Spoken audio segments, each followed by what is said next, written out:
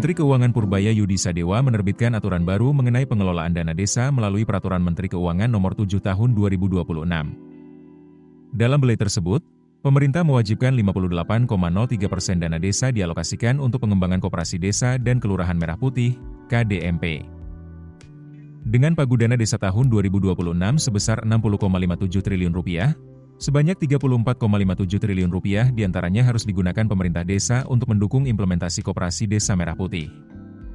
Penyesuaian alokasi sebagai akibat dari kebijakan pemerintah dalam rangka mendukung implementasi KDMP sebagaimana dimaksud pada ayat 2, dihitung sebesar 58,03% dari pagu dana desa setiap desa atau sebesar Rp34,57 triliun, bunyi pasal 15 ayat 3, belai tersebut, dikutip Senin, 16 Februari 2026.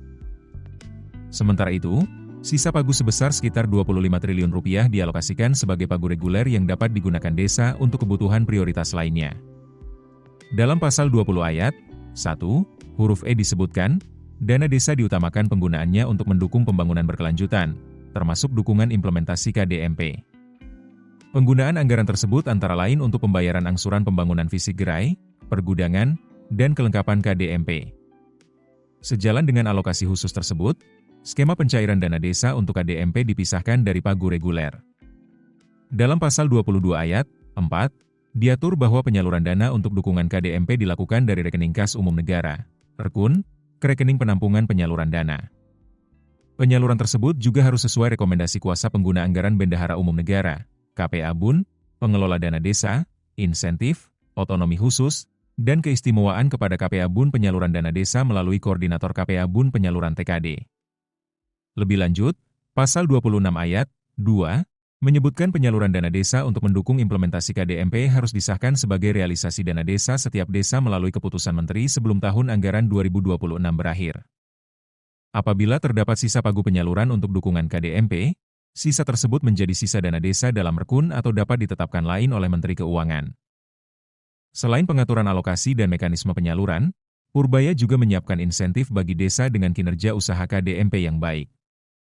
Dalam belai tersebut, status pembentukan dan kinerja usaha koperasi Desa Merah Putih menjadi salah satu indikator penentuan insentif dana desa.